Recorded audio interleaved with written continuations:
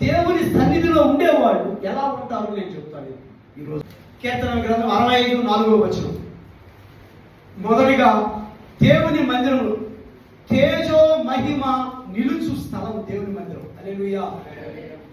దేవుని తేజో స్థలంలో నీవు సరి చేసుకోవాలి, రక్షణ పొందాలి, మారు మనసు పొందాలి, దేవుని వాక్యాన్ని వినాలి, దేవుని వాక్యాన్ని నేర్చుకునే బడి దేవుని మందిరము, దేవుని తేజో స్థలము, నిలుచు స్థలం. రెండవది కీర్తన గ్రంథము 65:4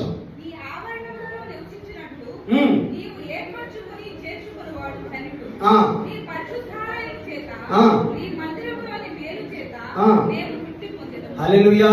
నువ్వు దేవుని మందిరంలో ఉంటే దేవుడు మేలు చేత నిన్ను తృప్తిపరుస్తాడు. హల్లెలూయా చెప్తామా? నువ్వు దేవుని మందిరంలో స్థిరపరచబడితే దేవుడు మేలుతో తృప్తిపరుస్తాడు. నీకు ఏ మేలు కావాలో నాకు తెలియదు, ఏ మేలు కావాలో కోరుకుంటున్నావు. నువ్వు అలాంటి వాడు దేవుని మందిరంలో స్థిరపరచబడాలి.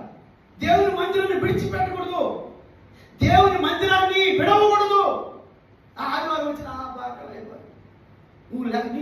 నువ్వు లెక్క లేకుండా దేవుని మందిరాన్ని ఉంటే దేవుని గుడికి లెక్క లేకుండా, నువ్వు దేవుని మందిరానికి ఆసక్తిగా వస్తూ ఉంటే ఆయన ఒక మేలు చేత నిన్ను తృప్తిపరుస్తాడు. హల్లెలూయా, హల్లెలూయా.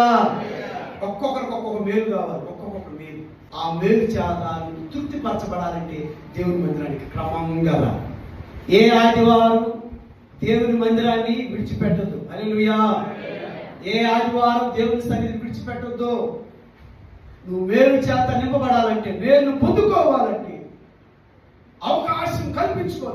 ఎలాంటి అడ్డంకులు వచ్చినా సరే, ఎలాంటి ఆటంకాలు వచ్చినా సరే, దేవుని ఆరాధించడానికి, దేవుని ఆరాధించకుండా, దేవుని మహిమపరచకుండా ఆటంకంగా కలుగుతున్న అవరోధాలన్నీ తొలగించుకునే దానికి ప్రయత్నాలు చేయి. హల్లెలూయా. ఎందుకంటే నువ్వు దేవుని సన్నిధికి వస్తే దేవుని మందిరంలో ఆయన మేలు చేత నిన్ను నింపుతాడు. హల్లెలూయా. మొదటిది దేవుని మందిరంలో ఆయన తేజో మహిమ నిలుచు స్థలం. హల్లెలూయా. ఆయన మందిరంలోకి ఎవరు వస్తున్నారంట? దేవుడు అన్యజనులను కదిలించుకొని తీసుకొస్తాడు. అన్యజనులను దేవుడు కదిలిస్తున్నాడు. వాళ్ళకి ఇష్టమైన వస్తువులన్నీ దేవుని సన్నిధి తీసుకొచ్చి దేవునికి అర్పణలుగా ఇస్తూ ఉన్నారు. ప్రభు అన్నాడు, వెండి నాది, బంగారు నాది, వెలగల రాడు నాది. ఆయన అన్యజనులను ప్రేమించి అన్యజనులను కదిలిస్తూ ఉన్నాడు. అడవి చెట్ల ఆకులను కదిలించిన రీతిగా ఈ ప్రజల మొండి రాతి హృదయాలను కదిలించి మందిరంలో తీసుకురా ప్రభు. హల్లెలూయా, హల్లెలూయా. దేవుడు కదిలించాలి. నువ్వు కదిలిస్తే, మనం కదిలిస్తే వాళ్ళు కదలరు. ప్రభు నువ్వు కదిలించు. వాళ్ళు కదిలితేనట వాళ్ళకి ఇష్టమైన వస్తువులన్నీ తీసుకొచ్చి మందిరంలో పెడతారు. ఎవరు నమ్మి ఈ లేకుండా, ఎవరేమో మోసం చేస్తారు. ఆటో వాడు కూడా నమ్మట్లేదంట, బయట వాడు నమ్మట్లేదంట, పక్కింటి వాడిని గడుపుని పెట్టినప్పుడు ఎవరు నమ్మట్లేదంట. డబ్బంతా మూట పెట్టుకున్నారు, బ్యాంక్కి తీసుకుని కూడా నమ్మలేదంట. ఈ డబ్బులన్నీ బ్యాంక్ మార్చేసుకున్నారంట. ఈ డబ్బులు కులిపినట్లే పరిగిరాలు సూసైడ్ చేసుకున్నాను. డబ్బులన్నీ ₹1,00,00,000 పోయింది. ఏమైనా ప్రభు బిడ్డలారా, అన్యజనులను దేవుడు కదిలిస్తామని చెబుతూ ఉన్నాడు. వారికి ఇష్టమైన వస్తువులు దేవుని మందిరంలో తీసుకురాబడుతున్నాయి. హల్లెలూయా. ఎక్కడ దేవుని మందిరము?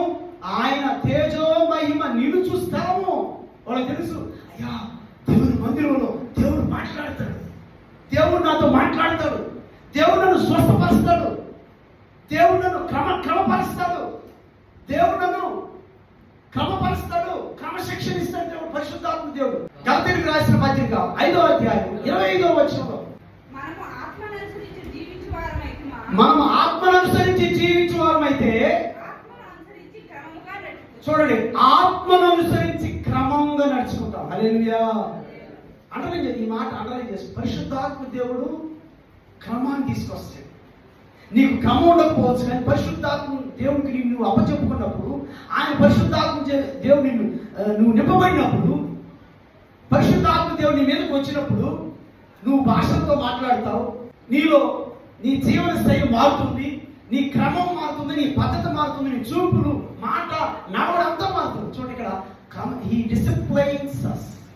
పరిశుద్ధాత్మ దేవుడు మనల్ని ఏం చేస్తాడు? క్రమపరుస్తాడు.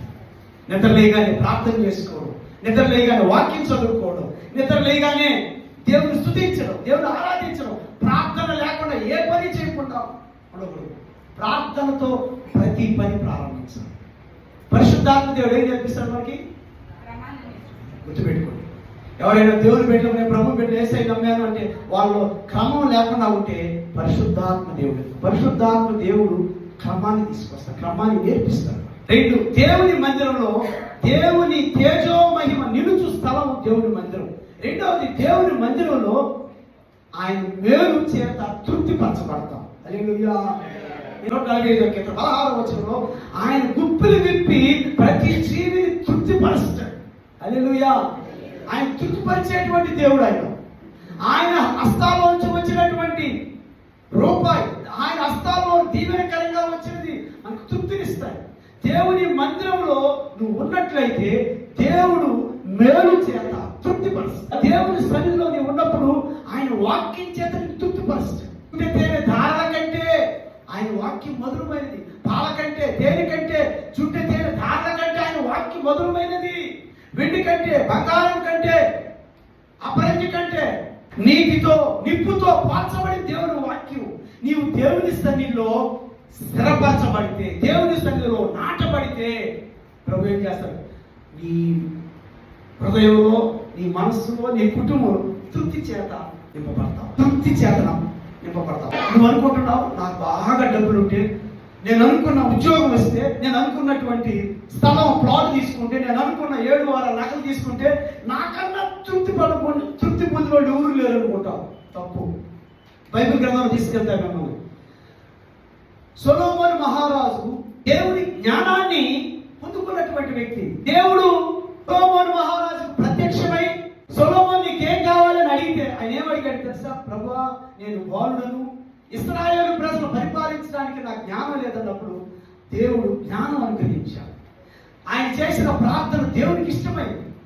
దేవుడు అన్నాడు, సొలొమోను నువ్వు చేసిన ప్రార్థన నాకు ఇష్టమైంది. నీకు జ్ఞానంతో పాటు వెండి, బంగారం అంతా ఇచ్చేసాడు, పేరు ప్రఖ్యాతులు అన్ని ఇచ్చేసాడు. హల్లెలూయా.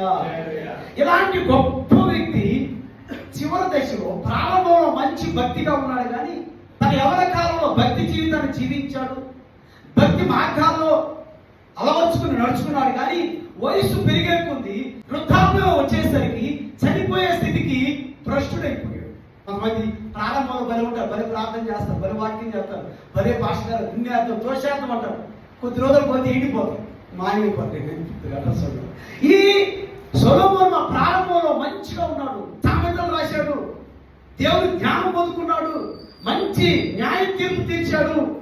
ఇంత జ్ఞానం కలిగిన వ్యక్తి వివాహం చేసుకుని భ్రష్టుడైపోయాడు. ఒక భార్య సరిపోదు. కొంతమంది చాలా 2 భార్య కూడా చేసుకుంటారు. ఎంతమంది చేసుకున్నది? 700 మంది భార్యలు, 300 మంది, టోటల్ 1000 మంది. ఆయన కూడా బంగారు, వెండి, రథాలు, షేబాదేశ ప్రాణి చూసింది ఆయన. చివరిలో ఇంత జ్ఞానం కలిగిన వ్యక్తి, ఇంత భయభక్తులు కలిగిన వ్యక్తి అన్య స్త్రీని వివాహం చేసుకుని ఆయన మనసును, మెడను, హృదయాన్ని విగ్రహాలతో తిప్పిచేశాడు. ఈ కథగా వినేసి వెళ్ళిపోకండి. మరి నేను నా బిడ్డలు పెళ్లి చేయాల్సి వచ్చినప్పుడు నేనేం చెయ్యాలా? మీ బిడ్డల పెళ్లి సమయం వచ్చినప్పుడు ఇదిగో సొలొమోను మహారాజు జ్ఞానం కలిగిన వాడు, భయభక్తులు కలిగిన వాడు. పూర్వపు ఆయన వంటి జ్ఞానం ఎవరికి లేదు. మంచి రాజుగా, మంచి పేపర్గా ఉన్నాడు. తన భ్రష్ట జీవితం ప్రారంభమైంది పెళ్లి చేసుకున్నప్పటి నుండి. అష్ట కష్టాలు ప్రారంభమయ్యేది ఎప్పటి నుండి? అప్పుడు దాకా నువ్వు ఎక్కడ తిన్నాయో నువ్వు పట్టించుకోరు. నీకు వచ్చే భార్యను బట్టి నీ జీవితం ఆధారపడు, నీకు వచ్చే భర్తను బట్టి నీ కుటుంబం ఆధారపడుతుంది. వాడు తాగుబోతు భర్త అయితే కుటుంబం అంతా ఏడుస్తూ ఉండాలి. వాడు డకాట ఆడే జోదగాడైతే ఎప్పుడు భార్య కూడా అమ్మేస్తాడు, భార్య కట్టుకుంటే చీరలు కూడా అమ్మేస్తాడు. తాగుబోతాడంట. కళ్ళు తాగుతూ రారా మూడా, కళ్ళు తాగుతుందా, నా చక్కని భర్త కళ్ళు తాగుతుందా, కళ్ళు కోసం, ఈ ముందు కోసం ఆ చక్కని భర్త అంట ఇంట్లో ఉన్నదంతా అమ్మేశాడంట. కళ్ళు కోసం బరిని నమ్మాడంట, గురి నమ్మాడంట. బరిని కొట్టే కర్రను కూడా కళ్ళు కమ్మాడంట. బరి నమ్మినాడు, గురి నమ్మినాడు, బరిని కొట్టే కర్రను కూడా కళ్ళు కమ్మినాడు అని పాట. లాస్ట్కి భార్య కట్టుకునే చీరను కూడా అమ్మేశాడు ఈ చక్కని భర్త. ఆ మాట. ఇలాంటి చెడ వ్యసనాలు ప్రేమైన ప్రభు బిడ్డారా, ఒకటే రక్షణ లేకుండా, మారు మనస్సు లేకుండా, ప్రభు భయభక్తుల్లో జీవించకుండా ఉంటే నువ్వు ఏ రోజైనా సరే అంత జ్ఞానిని తల తిప్పేసినటువంటి విగ్రహారాధికులు నిన్ను కూడా తల తిప్పేసి సింపుల్గా తిప్పేసి. Very very important. హల్లెలూయా. రక్షణ మారు మనసు పొందిన వారిగా ఉండాలి. హల్లెలూయా. ఈయనకి ఏం తృప్తి తెలుసా? చివరిలో డిస్సాటిస్ఫాక్షన్ తో చనిపోయాడు, నిరుత్సాహంతో, అసంతృప్తితో చనిపోయాడు. ఎవరు? సొలొమోను మహారాజు. ఎంతమంది భార్యలు? 700 మంది భార్యలు, 300 మంది ఉపపత్తులు కలిగి ఉన్నాడు. బంగారు, వెండి, చూడండి రాజ్యం అంతా కలిగినోడు తన చివరు చనిపోయే స్థితికి అసంతృప్తితో చనిపోయాడు. నువ్వు అనుకున్నా నా ఉద్యోగం వస్తేనే బాగుపడతా, నా కొడుకు ఉద్యోగాలు తెప్పిస్తే బాగుపడతా, నా కట్నాలు వస్తేనే బాగుపడతా, నా లోన్ వస్తే బాగుపడతా, నాకు సంపాదన వస్తే బాగుపడతా, నాకు పొలం వస్తే బాగుపడతా, నాకు నట్రా వస్తే బాగుపడతా. నో, దేవుని హస్తాల్లో నుంచి వచ్చే రూపాయి ద్వారా నువ్వు తృప్తి పొందుతావు. హల్లెలూయా. దేవుని మందిరంలో నీ ఉంటే ఆయన నీకు ఏ మేలు నీ హృదయంలో నింపితే తృప్తి పడతావో ఆ మేలు ఆయన ఇస్తాడు. సొలొమోను కూడా ఉండేవాడు, కానీ వాళ్ళ భార్యలు మనసును తిప్పేశారు, హృదయాన్ని తిప్పేశారంట, విగ్రహాల వైపు తిప్పేశారంట, లోకం వైపు తిప్పేశారు. చేయండి, పూజలు చేయండి, యజ్ఞ యాగాదులు చేయండి, నా కోసం కూడా చేయండి అన్నాడు. వాడిని బలిపేటలు కట్టిస్తారు. ఎవరి మాట? భార్య కదా. భార్య మాట వింటాడు.